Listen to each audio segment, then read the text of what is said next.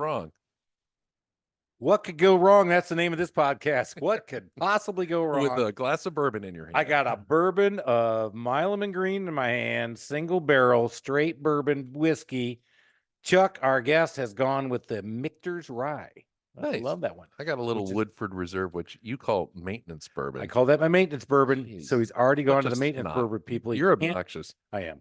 But we just got started on the podcast, and he goes right to the maintenance bourbon. I'm like, come on, Alan, we got a special guest there. He's in studio. I don't want to drink your good stuff because I think this is good stuff. Yeah, well, that's true. I don't want you drinking my good stuff. Actually, check this out. A week and a half ago, I went to get the good stuff, and I bought Fiddler. I'm like, I'm going to share this with Alan. And my dad's in town, and I went to grab the Fiddler on the way here, and it's gone. Gone. Oh, really? Oh, yeah. We finished off a bottle. We or your dad? We. Okay. Yeah. Well, we had some people over too. So, but yeah, the whole bottle's gone. I'm like, what? Who was that? And it's not even, I'm blaming my dad. You like that? Yeah. I always like to have an accomplice. I was going to ask how your dad's doing, but apparently pretty good. So he's doing pretty good. He's up there. He's loose. He's goose. He's down. He's sleeping. I don't know what's going on. I'm like, hey, where'd my Fiddler go, Dad?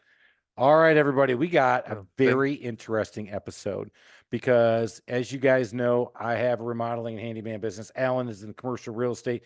We usually get home service providers on. So if you're a little tired of home service providers, we've got a special treat for you because this dude is not a home service provider. Woo! Alan's excited about it. Yeah, Chuck Patel from Champs Analytics.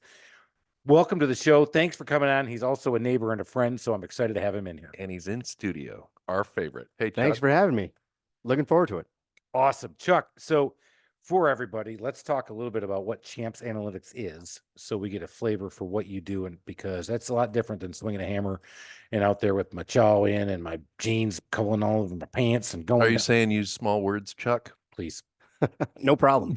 So, yeah, Champs Analytics is a software company that is part of a larger organization called Champs Software. But on Champs Analytics side, we basically help our customers make better decisions with their data in terms of how to run their business. So essentially, we have customers that have lots and lots of data. It's stored in lots of different types of places, ERP systems, CRM systems, accounting systems, you name it. And we help bring all that data together so that they can very quickly see dashboards and analytics on how their key performance indicators and their metrics that they're trying to manage their business from are looking and trending, so that, if you want to look at what kind of problems you're having today, you can focus on the area on the dashboard where it's red or yellow and things are green. You don't have to worry about those things. So it's all about color coded for somebody stupid like me. Is that what you're telling me, Chuck? It can be color coded. You can use any color codes you want. But it's really all, the main problem that we see we solve for our customers is they do a lot of these analytics and generate the analytics on their own in a very manual process where it takes them days or hours or sometimes months of time and effort to gather all these data points and put them together in a presentation. And, by then they're looking at old data because they're looking at stuff from 2 weeks ago or a month ago. So what we do is we connect directly to their source data, and they're looking at data in real time, which is a lot easier to run your business that way. So you guys create the dashboard for a company so they can see the hotspots quick or whatever's going on, understanding their data. So who are examples of your customers? Because I'm pretty sure it doesn't sound like it's a handyman.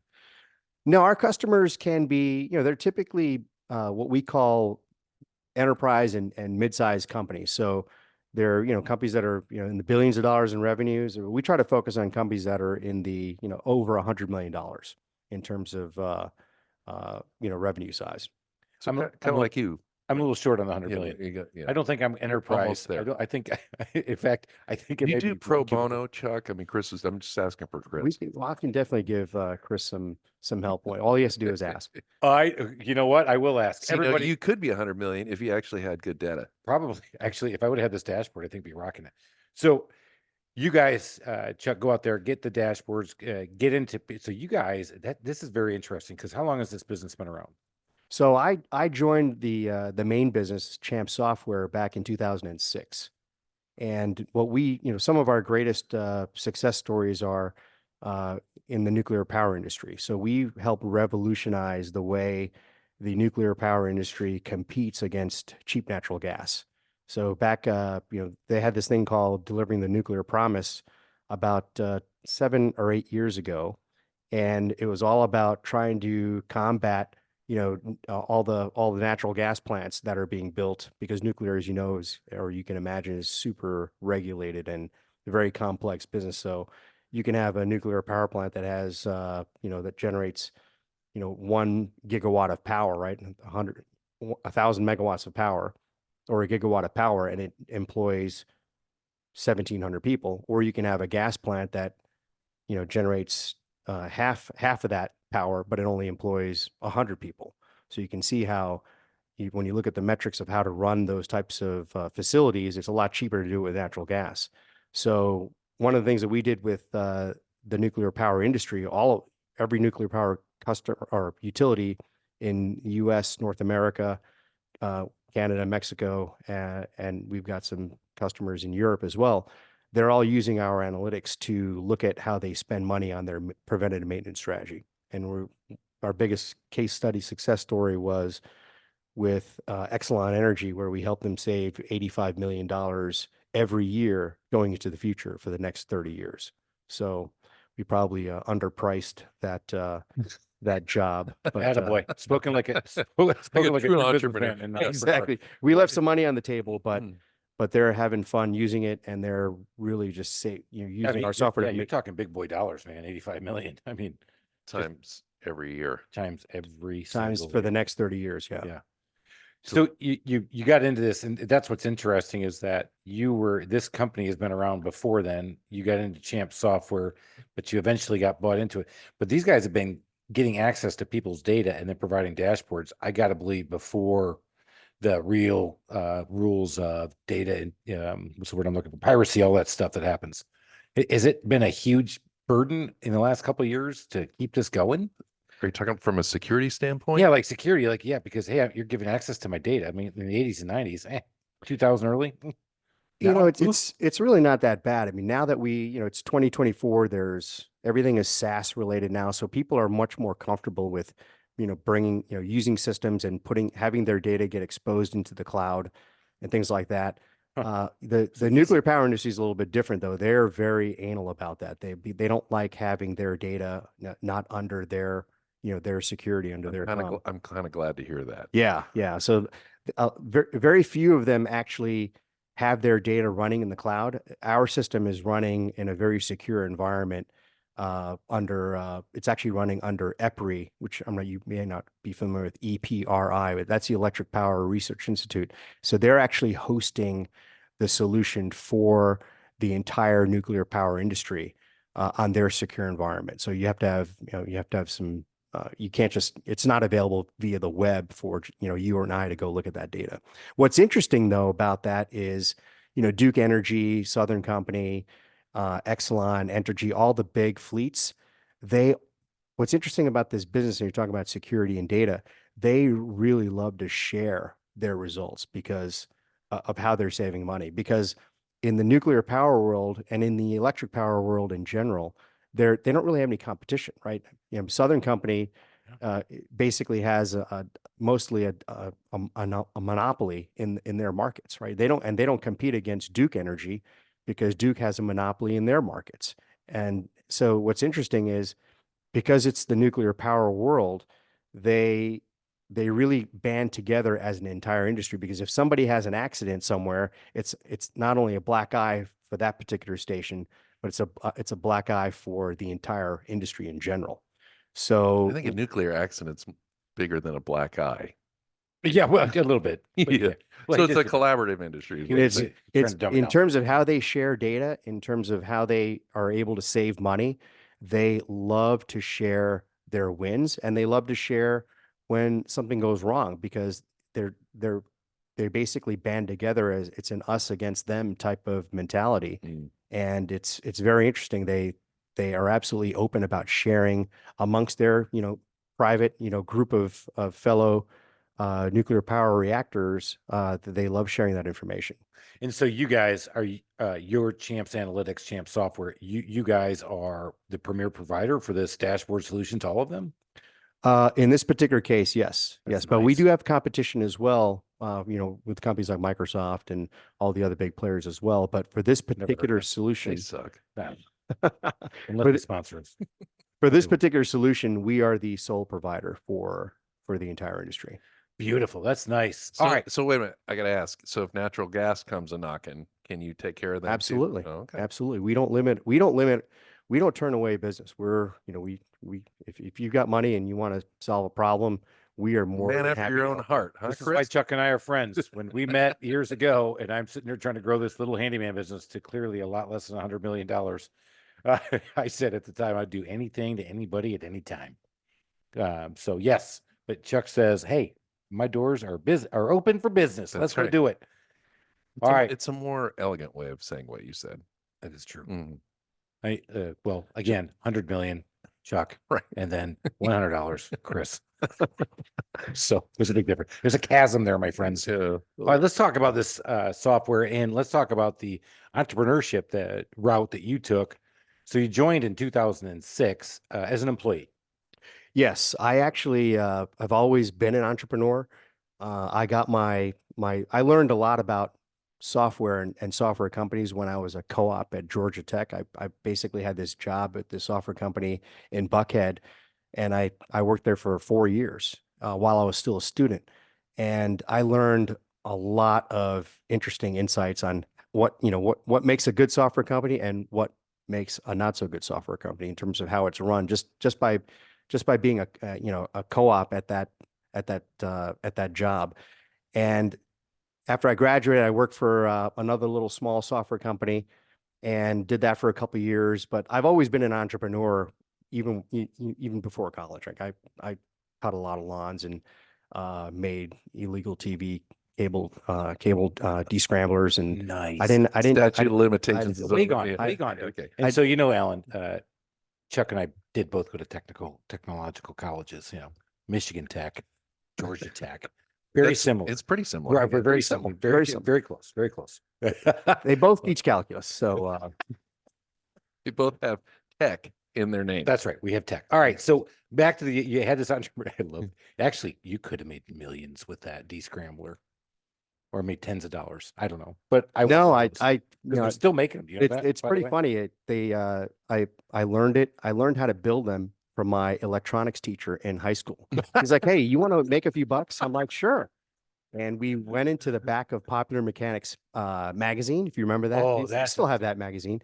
Is it And really still around? I think it is. I think so. That's And- awesome. And in the back, in the where all the ads are, there is actually Arrow Electronics was the company that used to sell a kit, and it was all the resistors, transistors, the circuit board, and you can get the kit, and you could just I sat in my basement, and I basically put the kit together, went to Radio Shack and bought a $4 black box and a couple potentiometers, drilled the holes, put the integrated circuit board back in the box, and I would sell it to all my neighbors. And it worked. And it worked. I had an oscilloscope. My teacher, he gave me a Vito Demjanjuk, great guy, Vietnam vet. I still stay in touch with him. He gave me an oscilloscope during one of my summers. That first summer when I started, he's like, "Hey, just take this home and go make these things and go sell them to as many people as you want." So I think I was all in for about 50 to 60 bucks, and I would sell them for 120, 130 bucks. And you would get HBO, Showtime, and Cinemax. You could unscramble. How much was your labor worth at that time per hour? Oh, I was when I was probably in about an hour, and I was selling them for 100. I was selling for 120. It only took you an hour to build these things. It only took an hour. I was waiting for you to say 11 hours per. Right. No, it wasn't that complicated. And Oh my God. so I basically made a decent those- amount of money, and I never had to pay any taxes. That All was those years I was watching certain shows through the snow, and I could have had it descrambled. That's right. I think I saw a. I Yeah. mean, allegedly. Yeah. of course. Right. Yeah. Right. Oh my God. I'm not as smart as Chuck. Did I mention we both went to technological school? Yeah. I didn't even go to. Damn it. a I knew I tech should have school. gone to. I don't know. I don't know what you guys are talking about. This is awesome. So there you go. Right. I love it because I don't think I could use oscilloscope in a sentence. oscilloscope actually had to use one. So I wouldn't even know what to do with an oscilloscope anymore. I wouldn't even know how to hook it up. I wouldn't even know how to read it anymore. Honestly, I probably have lost that skill set myself over the last few years, Yeah. I guess you're not, few so decades. you're not scrambling any signals lately. No, no. But it was the in-band gated sync. That was the name of the scrambling technique that came out back in the mid 80s when they started scrambling signals. You could hear all the audio, but you had Yeah. the squiggly you couldn't make out the picture. I love that. We've had so many people on and like, I would had a paper route, and you know what? I've always wanted to do good in the world. And my whole thing is you gotta have integrity, you gotta do the right thing. And the whole time I'm sitting there going, yeah, me too. And now I finally heard a guy who scrambled a box. I'm like, I love that idea. That's my favorite one I've ever heard. So that goes out the door. That's awesome, dude. All right. So you sell these things, you realize probably can't make a living at doing it. No, that was like a a couple summers, and then I left, to go to, I It moved beats out. mowing lawns, doesn't it, Chuck? I still love mowing lawns. I mow my lawn today. I mow my lawn in the middle of the growing season. I mow it every other day. Oh, It it's takes that. me about 35 minutes. He's and the guy in the neighborhood who mows his own lawn still. I do. Oh my I God. do. It's I don't. Yeah, we know that. Okay. it's Yeah. it's As a actually matter of just fact, therapeutic for me. I just love doing it. Yeah, I like that. And That's cool. I'm cheap too. I don't know if I mentioned that. I love it. All right, let's get back to it. So we go out, we start working in, so you got your degree not in electrical engineering, but in computer engineering. So you stayed in the field a little bit. Yeah, I got a degree in what they call, my degree is called management science, and it's basically mathematical modeling applied to business problems. Okay. Basically what it is. So it's basically a lot of industrial engineering without the physics. Nice. I struggled through and got a mechanical engineering degree from, again, technological school. It just might have been, we were both in the top 100. It just, I was in the 100 of my top regional schools in the Upper Peninsula of Michigan in a 5-mile radius. Right. It depends how you define your parameters. Okay. Okay. All right. Let's continue. All right. So, been entrepreneurial at heart. You start working for all these development companies, I'm sorry, startups. Yep. So this is late 80s, early 90s. Yep. I graduated in 93. I worked for this small software company for 2 years in 93, 94, 95-ish. At the end of 95, I was getting kind of bored with what I was doing, and there was some kind of shady stuff happening. Ooh, like what? Like back, if you remember the 90s, let's see, well, I'll tell you the funny Remember story. the 90s, Chris? I do barely. They were, I mean, honestly, that was the best decade of my life. It was the most fun I've ever had. Yeah. so we're all the same age, yeah. So, but all right, let's keep, because I was in manufacturing at this time, and I was just being reintroduced to technology after having left. I got to tell this story.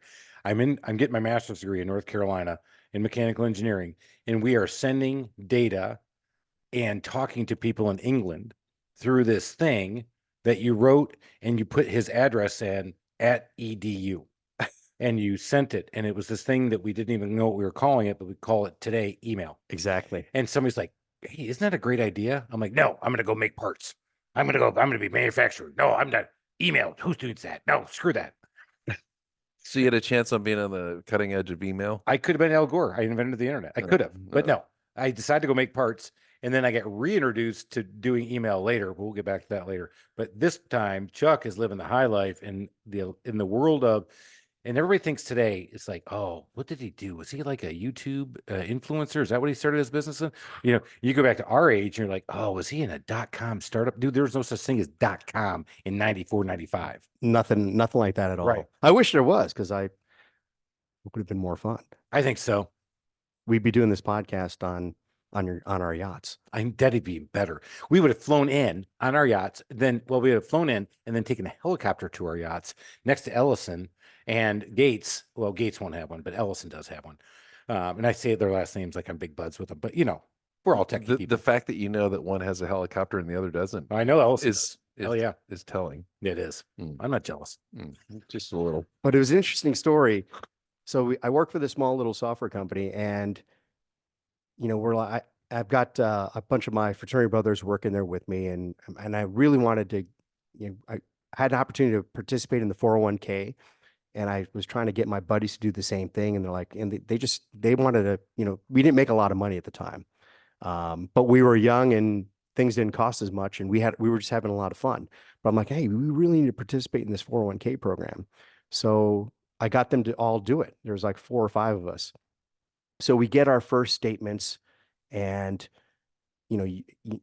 I guess the fund money was being sent on either a monthly or a quarterly basis. So they're taking your money out of your paycheck to put into this fund. Every check. Every Every check gets taken out. Right. Right. Yep. So we get our first quarterly statement, and I see that I bought this Magellan fund, whatever. I bought, 12 shares at $60 or whatever it was. Right. And then, and we're all talking over beers about, hey, like, we're going to save for our retirement and, be rich when we're old. Right. And then, so the next statement comes out 3 months later, and we look at the document, and it's gone up in value, but the number of shares are exactly the same. So we're like, oh, we were, young and shy and didn't really want to maybe ask some hard questions. So then the third statement comes up after now being in in this program for 9 months, and it's gone up in value. And if you remember, in the 90s, the stock market was roaring, right? So it's all going up, which is great, but the number of shares was still the same. And I didn't know if the other guys were paying attention to that or not. So I started asking them, hey, did you get your statement?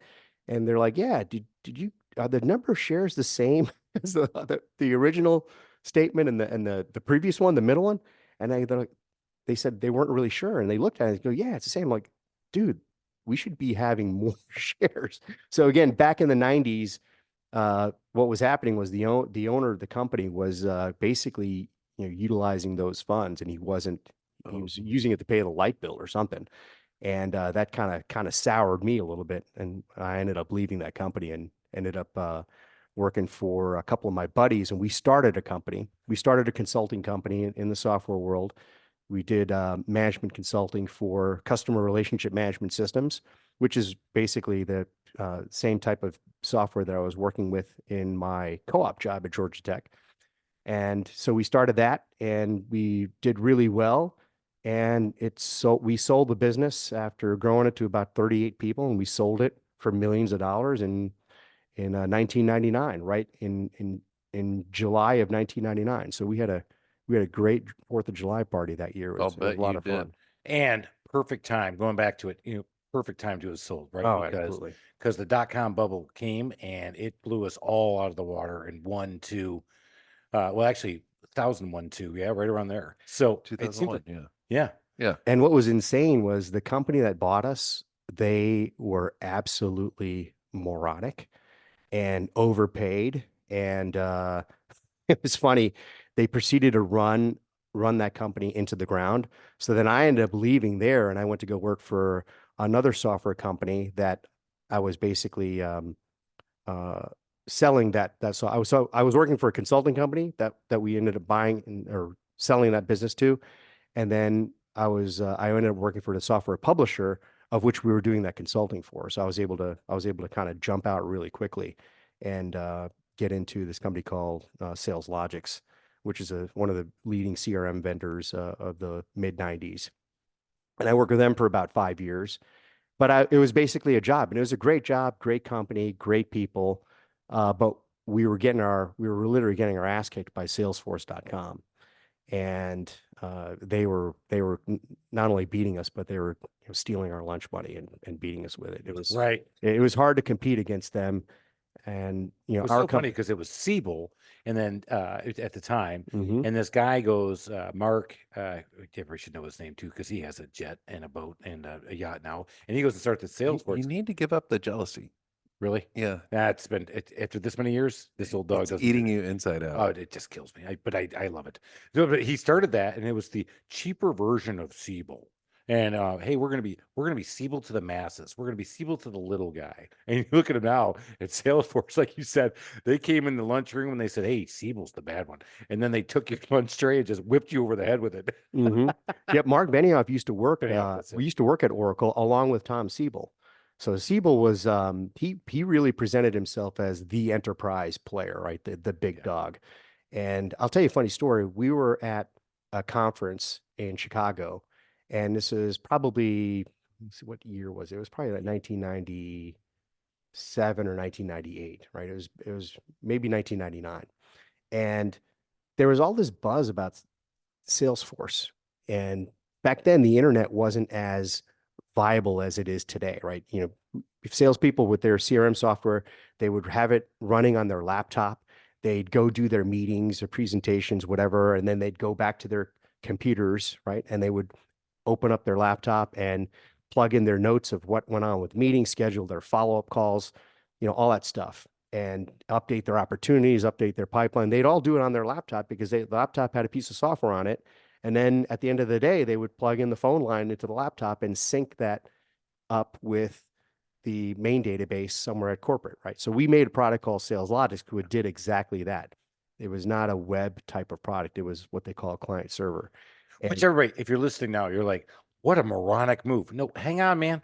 Technology has moving so flipping cutting fast. edge back then. Hell yeah, it was. And I mean, insert modem sound here. Dude, I got 2,400 baud. Let's go. Exactly. I got this. This sucker's going to download in at least an hour. Right now, if it doesn't do it in 5 seconds, you're off that that website.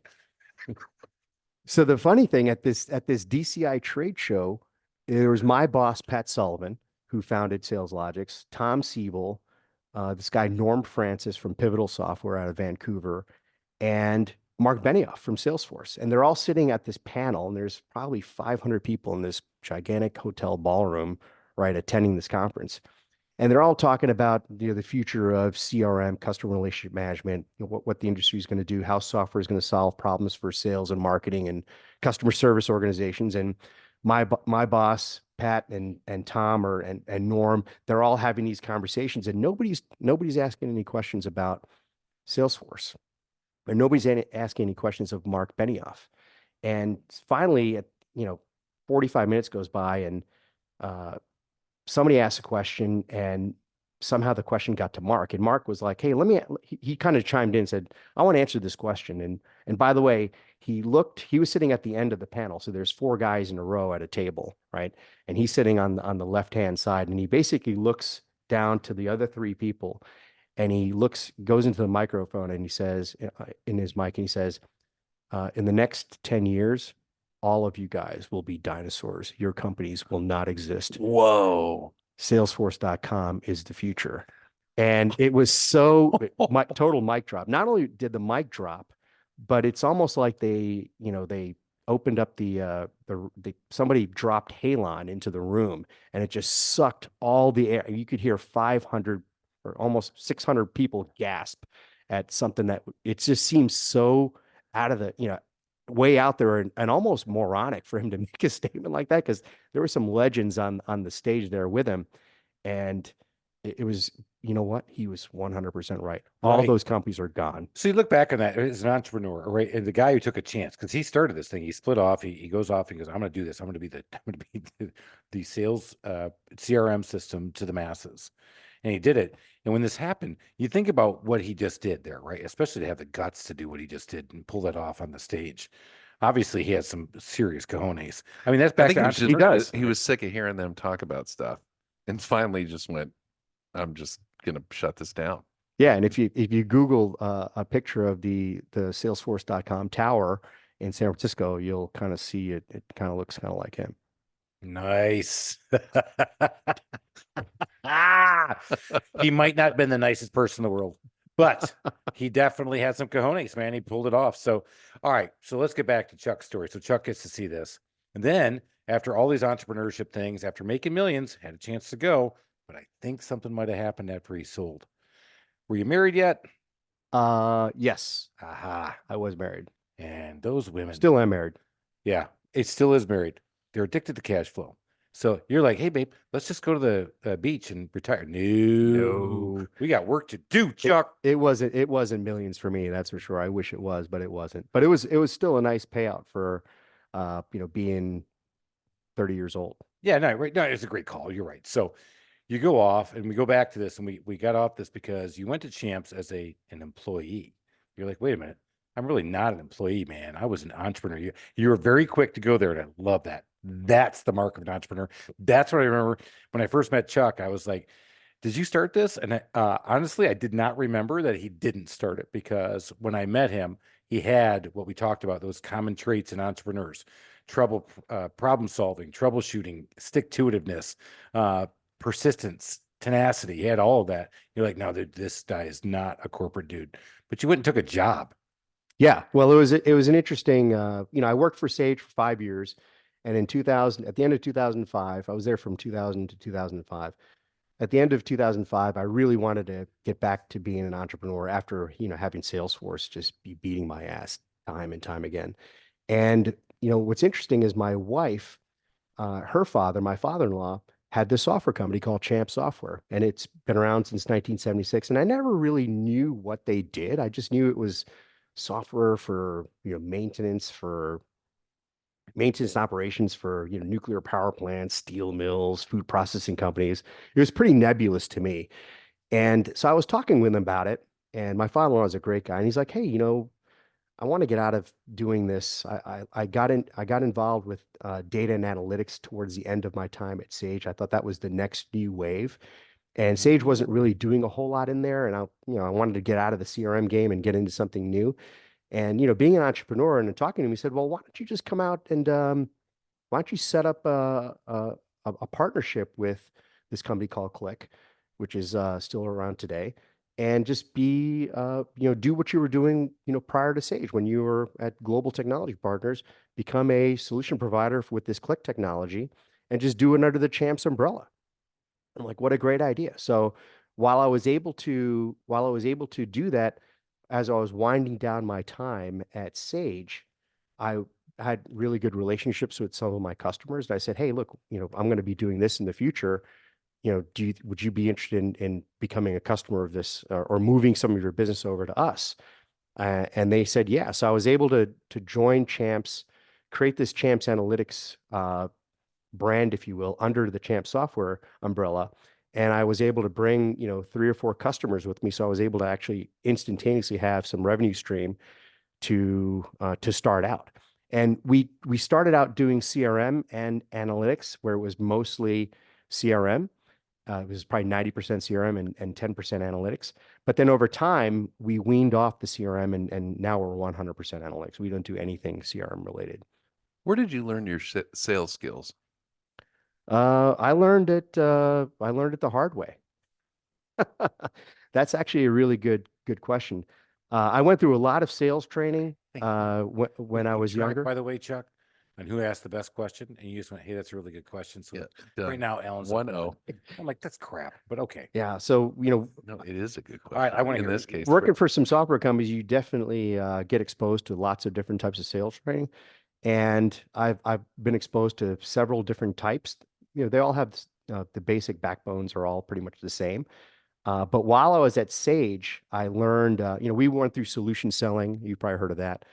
While I was at Sage, we did some solution selling, and then some changes in management. They brought in some new people, and they put us through this program called 95.5, which is a company called 95.5, but they ended up getting acquired by Franklin Covey for probably mega millions of dollars. But 95.5 is training based on this book called Let's Get Real or Let's Not Play. Oh my God, I have the book. It's in my I got trained on that one See too. how good of a question Have this you was, read it? Chris? I have read it. It's absolutely oh my gosh, his name is killing me. Mahan Khalsa. There it is. I have it in my bookshelf, and I got trained on that at Accenture before I left. It was a great question. So you oh my God. All right, go. I've gotten two different installations of that same training. And then I had a third one where when I brought it over to Champs, I had the Mahan Khalsa team come out and do sales training for our team at Champs Software. So what is it about that training that you like? So I'll tell you what, going through lots of different types of sales training, what I really love about Let's Get Real or Let's Not Play, which is the book the training is based on by Mahan Khalsa, is it really teaches you how to have a conversation with your customers or your prospects. A lot of, especially in the enterprise software world, those salespeople have a really bad reputation. I mean, salespeople are not liked. If you- Why is that though? I mean, for a lot of people who aren't in that world. Why? Well, because they're just they just have that impression of being a sleazy salesperson. He just wants or she just wants to sell that deal and then move on and then you never hear from them again. So when you're selling millions of Like dollars worth numbers. of software, and there's some slick sales guy comes in with a suit, fancy suit, blah, blah, blah, and he just is either harassing you or pounding you to become a customer. People don't like that. They don't want to feel like they're being sold. And what Mahan Khalsa does, and Let's Get Real and That's How Play, it's a book about how to be on the same side of the table, right? As your prospect, as your potential customer. And you're really having a conversation with them about helping them solve a problem. And the way they solve that problem is they want to buy whatever your solution is. So you're really helping them buy your product versus making them feel like you're selling them your product. It's such a great move that he's just talking about, the Mahan Khalsa method, because I've actually implemented it in home services Yeah, sales. it's totally translatable to any industry. It is. Yeah. You rip off the cover, it's everything. I mean, it's more relationship selling. And if you think you're selling a transaction, which we do in home services, it's not, because I've used this to slow people down. They talk about the yellow light, green light, red light. They talk about sometimes you got to slow down to speed up. But that's the thing, especially in all businesses, we've all been trained and we've all been told in all of our lives, right? Is that the only card we get to play in our game of poker, whether you're going to buy a car, you're going to have somebody work on your house, is the card of price. And what he tells you is that price is so low on the list, you got to get on the other side of the table, figure out what their pain points are, and help them understand their pain before you even start talking about money at all. Exactly. And that is key. And It's so key. if all you have is price to talk about, then all they have is this notion to compare that price against something that they're thinking about. And guess what? That price is always going to be high. It's always going to be more than what they had in mind. So if you can talk to them about their problems and figure out how to have them quantify how big the problem is and how much it costs for them to operate the way they're operating now, which is maybe they're not selling as much or they're operating at some sort of loss or they have bad retention with their customers. If you can kind of get them to start quantifying what that actually translates to from a bottom line standpoint, and then you say, oh well, if it's costing you $150,000 to operate this way and you do it over 4 years, that's $600,000, right? And you're using their numbers and their math so that when they start thinking about this is like a $600,000 problem, and then you say, all right, now you understand what the problem is and how much it's costing them. Then when your solution comes in at 100 grand or 110 grand or 120 grand, it becomes a lot more palatable for them to be able to say, hey, that makes sense. So But if back you to just tell them, conditioning. if you just tell them it's 120 grand, they're going to balk, right? They're going to say, hey, that's too much money. So by helping them have the conversation about what is the problem, how big is it, how much is it costing you, hopefully, they understand that, no one's going to buy a $100,000 solution, right, to a $10,000 problem. Exactly. That's a great point that you just brought up, is that you've got to help them understand that the problem is not the price. It's the problem is the cost, or the problem is that there's a different pain. And I talk about this in home services. People don't buy on price. They've only been trained to negotiate on price. Oh, absolutely. Because we never talk about quality, trust, timeline. Are you actually going to do it? And so price is always fifth on the list. Mm-hmm. And what we do, like every time I go out there and talk to somebody, they go, oh, your price is too high. Well, you as a salesperson or you as a technician didn't explain to them the value of what you're providing to them. Because for a lot of us, we talk about in home services, again, home service focus, Chris, your asset's your number one asset in your portfolio is your house usually. Right. And yet the thing that we're the cheapest on a lot of our times is the house. Because if my car seizes up because I don't change the oil or I don't put any oil in it, I can't get to work. Yeah, but if your house seizes up and you have to actually fix your foundation and do all this other stuff, you're like, oh my God, look at all this money I got to spend. But if I tell you that if you don't do this, you don't do this, you don't do this, your foundation is going to go, that's 10 grand. I don't believe you. I didn't get up that trust. And that's where Mahan Khalsa and his methodology has been so key. Yeah, exactly. And it applies really to any any type of salesperson, regardless of what they're selling, whether it's millions of dollars worth of software, or tens of thousands of dollars worth of software, or selling services for helping people repair their homes. It doesn't matter. And when people talk about price, you know, there's a great strategies in the book to talk about price when people throw up those suggestions. Well, hey, the price is going to be, $1,800 or $2,000 to do this particular job. And if they balk on it, you say, well, look, the way I came up with this price is based on, how we've done similar work for other customers. If they want it cheaper, then you can say, all right, well, the price is going to basically be a function of the cost of our materials, the division of labor, and how soon do you want it? So, do you want my A team to do the work, or do you want my B team to do the work? That's so good. I can help you lower the price that way. If you want to lower the price, do you need to have it done now, or can we get it done for you in the next 6 months? Because I'm too busy right now, right? So you start giving these customers and prospects an option to think about, how you came up with that price. And the other thing too that you learn in the book is you can start asking questions like, well, what price did you have in mind, and how did you arrive at that price? And it gives you something to talk about. Versus just, what a lot of salespeople do is they just drop their pants and lower the price, and then they don't make any money on the transaction. Welcome to dropping your pants and lowering your price. Welcome to my first 4 years in business, everybody. That should be the title of your second book.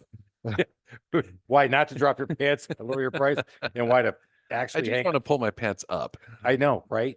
All right. So Chuck learned the sales process. That was a great question, Alan. I'll give you that. But I want to get back to I became an employee, but nope, my father-in-law. Ooh, hang on.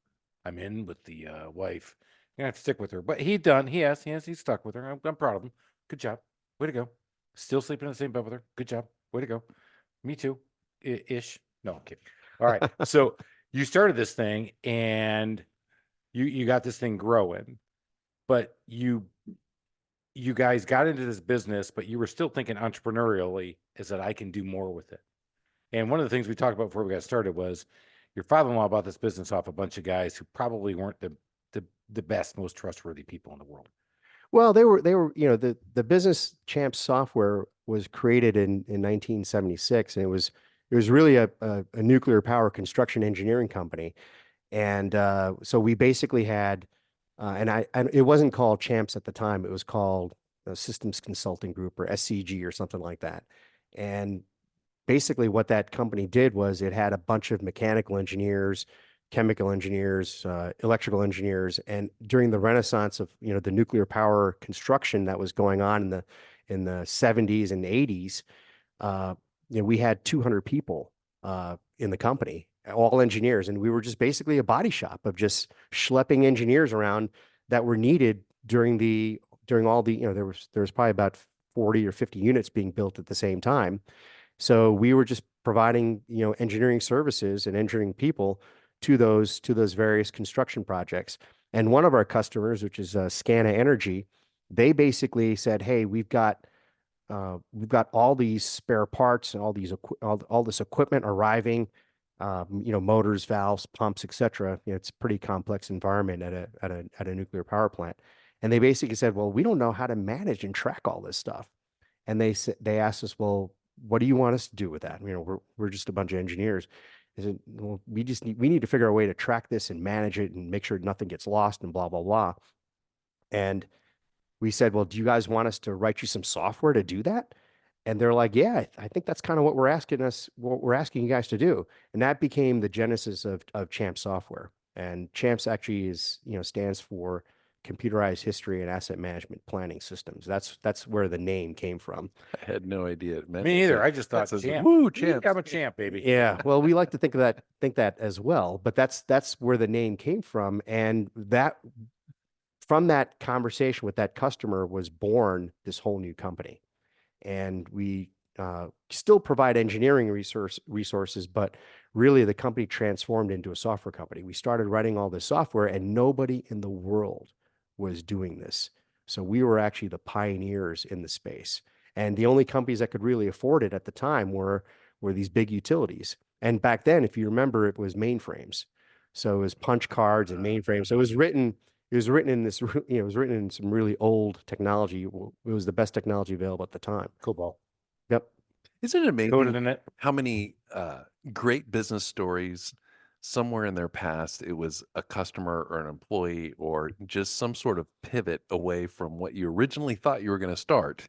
Right. And then suddenly you just take a completely different direction, and that's where your fortunes are made. A whole new, a whole new idea was born from that I had the that mainframe thing. conversation. That's so funny. I remember in my IT consulting days back at the time, mainframe is dying. It's over. It's done. Not here. I am 25 years later. And if you're a COBOL programmer now, you name your number because nobody knows how to program it. And I was like, damn, I had to learn how to program in COBOL to fix some stuff on the fly because I had learned in the engineering world and then into IT consulting and working with banks, which everything is mainframe. Oh, absolutely. And And they- it still is I know, crazy, right? because it's bulletproof. It's It's hard to very hack. But yet you guys did Champs Analytics. That's So interesting. yeah, so now you're building around it. You're working with you got a niche business on this. How big are you guys? How many employees? Talk a little bit about who you are in the scope. So Champs Software total, including Champs Analytics, we're probably about just under 20 people. We're headquartered in Crystal River, Florida, and we've got most of the people are there, but we've got employees scattered out all over the country as well. What is Crystal River known for? Swimming with the manatees. There you go, baby. Speaking of mainframes, Some of the most Chris, have you swum with the I manatees? am not. I am a manatee. I think if I was got in there, gonna it'd be say. like, I think I'd be sexually assaulted. Like, hey, I think he's one of us. Get away from me. I'm not that fat. Why is this guy throwing lettuce at me? Throw lettuce at me. Oh, that's even better. Oh, that's the best line of the day. Don't throw lettuce at me. I'm not that fat. You need any more salad, fat Italian. Oh my God. Manatees love eating lettuce. That's what people feed them. It's hilarious. That's how you tell the difference between Chris and a manatee. Chris won't go for the He lettuce. will go for the lettuce. Yeah. Throw me a hamburger. Throw me a hamburger. Pizza. Amazing that you guys have grown this. So at this point, what's your role in the company? What are you doing? You obviously have done a great job. Yeah. So back a couple of years, my father-in-law is 80 something now, 81. So he's kind of, he's taken more of the chairman role, and he's provided or he's got myself and his daughter involved in trying to grow the business. The goal is to grow the business, get it, back up above $10 million in revenue. We're not a huge company. That's really the goal is for us to get it back up to around 10 million. So you guys are in growth mode. I mean, this has been great to have you on. Obviously, we talked to a lot of small business owners, and Chuck, we talked big numbers in the beginning, but yeah, as you heard, Chuck is a small business owner and always an entrepreneur at heart, and that's why I kept going back to, well, you're just an employee, right? And he immediately, no. I'm like, exactly. That's what you love about him because that's what it takes. That's the tenacity, finding that niche, and then looking back on history, I think has been huge. Because what made these guys break out and win? I mean, what happens? What do you do next? What's your growth strategy? Don't give it up because I don't want your competitors to hear this because they suck. You win. Our growth strategy? Well, I tell you, we've been successful because we compete. We have a really phenomenal solution. The problem is we just don't have this gigantic sales force, right? So the reason why we're able to stay in business is because we can compete with the big boys, the SAPs, the IBMs, the Oracles, because they have very specific solutions that compete with ours. But the problem is their solutions are not very user-friendly, and they cost 3 times as much as ours. So even though we're a small company, we are able to provide a better solution than the bigger players have, and we are able to do it for literally a third of the price. Which is almost counterintuitive. What a great angle you Yeah. have. Yeah. And it's funny because we've been around so long, we've got customers that have used Champs in the past, maybe 20, 30 years ago, and they had to basically get off of it because, IBM comes in at the Masters or at the Super Bowl, and they're meeting with the CIO of Exelon, right, or Southern Company, and they do this big deal, and then all those users, because we see them on a regular basis at various trade shows, they all come back to us. They all come back to our booth and say, "Man, God, we're using IBM Maximo, and it just sucks. We wish we were using Champs." So we know what we're doing is still correct. We know that we've got a product that people still like to use. And so that's kind of our what makes us feel good about our future. So gold nugget for anybody is reprospecting the old client list. That's a Yes. great one. I agree with it. God, another great point. Damn it, because I was coming up Turn with that another pun. Don't be a champ. Don't be a chump. Be a champ. Go back to Champ Analytics. We'll make happen. Can I do that? I'll get Mr. T to do it. Yeah, I don't think that that's the angle they want in the nuclear power They vertical. don't want Mr. T coming in, No. breaking through the glass, going, "Don't be a chump. Be a champ." Oh, I think Mr. T. All right, this has been great, Chuck.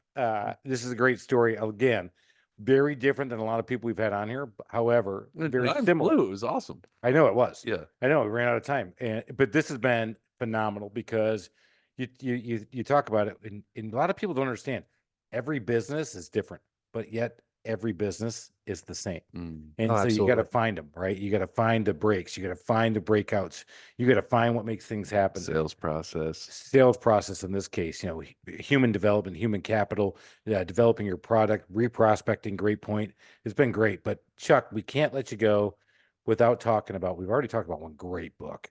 I love that this thing came Yeah, up. we need to go to question B, right? Yeah, we're going with Mahan Khalsa's book Yeah. because man, I could talk about that book all day long. Such a good book. It really was. So I didn't get to go. I got the second tier division, right? So the lady who went to it, and then because she had to go out to Denver at the time to do it, Mhm. because he wouldn't travel. But he lives in Denver and he lives in Hawaii. Now, yeah, right. Yeah. So you had to go to Denver. Well, I didn't get to go to Denver because I wasn't a partner yet, or never was. And so she comes back and she says she delivers the training from him. Mhm. She said, so right off the bat, and she is a type A hardcore female race. She says, how can you teach us? He says, I'm not going to answer that question. And he just kept going. She goes, no, you can't keep going. He goes, I don't need to tell you who I am. I just need to Is this tell like some guy up on a mountaintop? You have I to swear to God, look- yeah. if you look at the picture, dude, he looks like that all-knowing Buddha. I mean, he's not that fat. He's really, but you look at him, you're like, oh, sage wise man. He's definitely And got a wise look about him. he does. So I'd never met him, but the training, she kept saying, she goes, I kept interrupting, going, but I want to know where you're from. Where did you go to school? Because she had gone to Duke, she had gone to all the high power. She went to Yale undergrad, Duke for her MBA. And you just mic drop Michigan Tech. And I am Michigan Tech, baby. And I'm sitting there going, by the way, I got my master's degree at UNC Charlotte. So is that Georgia Tech? Yeah. Actually, I turned down Georgia Tech to go to UNC Charlotte. How am I doing? Yeah, and the colossal decisions of my life. Anyway, but she talked about that. He didn't credential himself. And when she was, but here's her point. Her point was he didn't have to, because as he kept talking, he credentialed himself with his knowing and knowledge of his process, what he was doing. And you're like, you're right. You don't have to walk in with the Harvard degree. Oh, look at me, I'm from here. Or look at me, I'm from the trusted toolbox. I'm the best. And that's why I teach my people all the time. Mhm. I don't care if you got trusted toolbox on your shirt. They're buying from you. That's And right. whether or not they believe you or not, it's not about Chris. They have no idea who I am. I mean, of course, everybody in Atlanta thinks they're Chris's friend, especially if they get a discount. But that's the point, right? Is that, and so back to that book and back to what Chuck's talking about, that's so big. Yeah, people like to buy from people that they like. Yeah. And they'll pay more because they like working with you. The price goes out the window when you develop that relationship. So if you're able to sit on the same side of the table with them and solve their, help them solve their problem, really show that you care with good intent and communicate that, your competition is probably talking feature function, but you're talking about, hey, how's this going to help you in the future? How's it going to make you feel when you implement something like this? How's it going to help your future? Blah, blah, blah. Those types of things. When you talk to them about that, you're developing a much tighter relationship with them. And in the software world, if you're having those types of conversations with them and your competition is not, competition is having them sit through Zoom demos or demo after demo where you're showing what we call it show up and throw up in the software world, where you just come in and you do a demo without even talking to them about what's really important to them. So it's a great way to waste time. And I learned that the hard way, just, doing demos, getting on an airplane to go see somebody. And then, you get up there and then they're not there. That's happened a few times, not recently, of course, but in my younger days, we were told to go fly and meet people in person.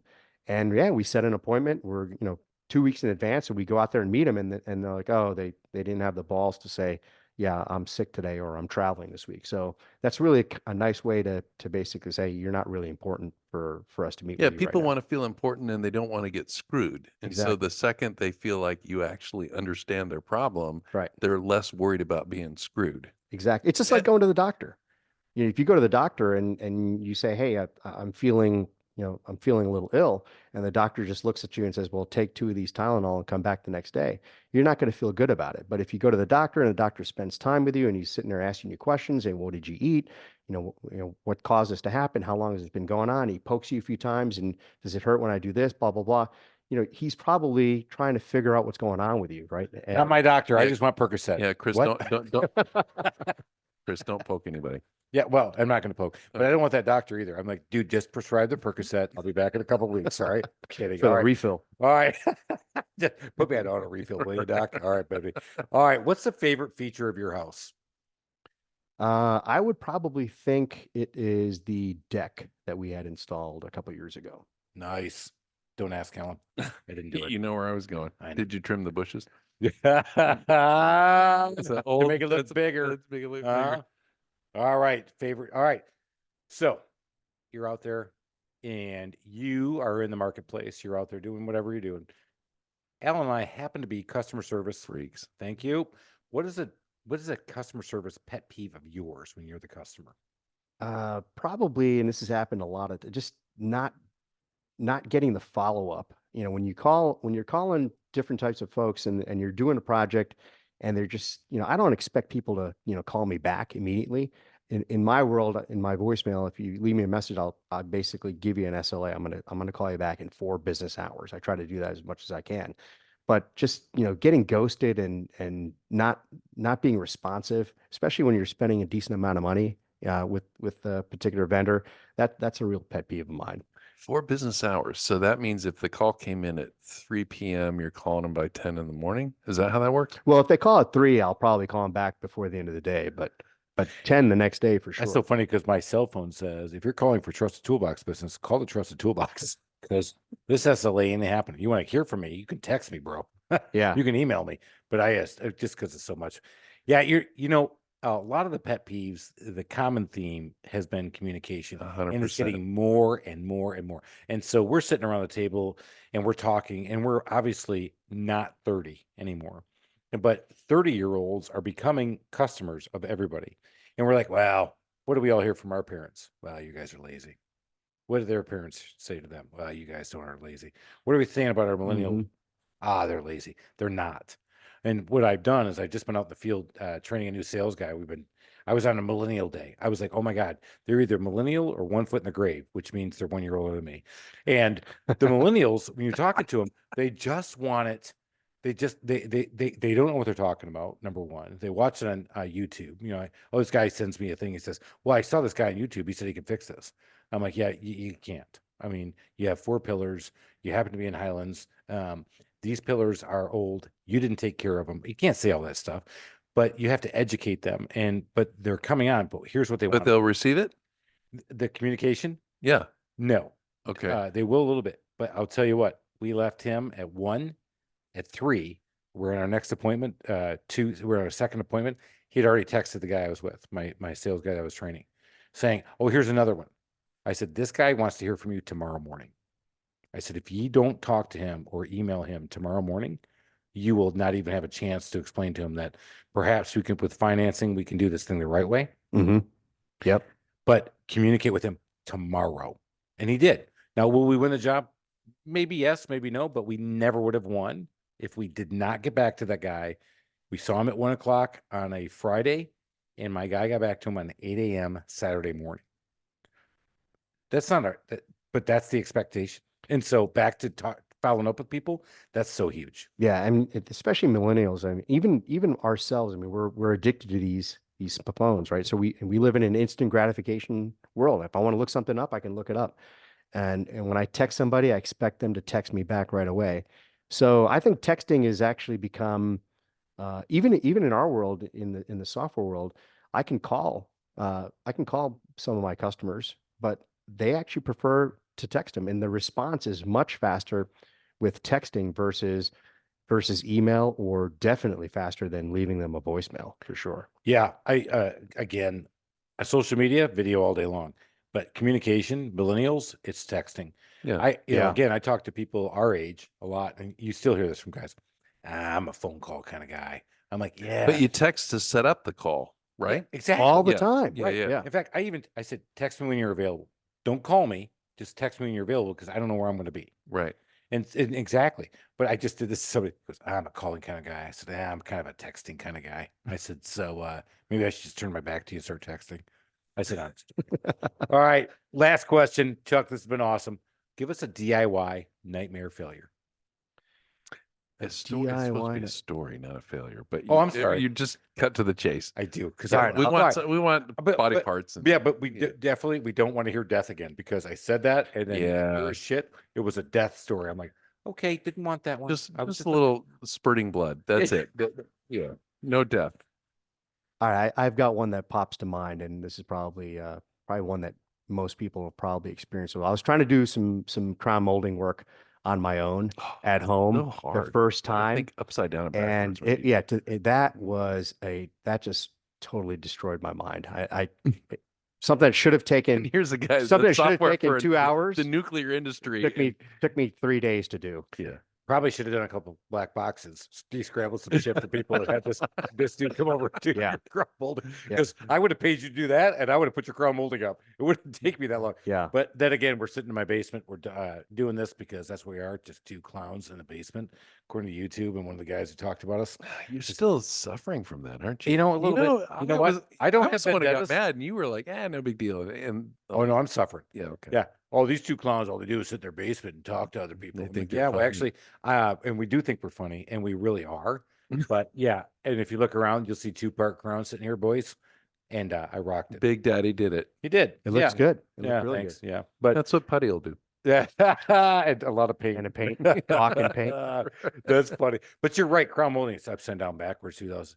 Again, you guys haven't learned something. That's on you because I don't care if you're in software. If you are in software, you definitely learn something. If you stuck with us till the end, you probably should because Champs Analytics, that's the way to go. Don't be a chump, be a champ. It's not going to work. Damn it. No. If I say it like that. No, not Damn. for the nuclear people. Oh my God. Don't get nuclear. We should Hey, put that on our website. Don't be a mushroom.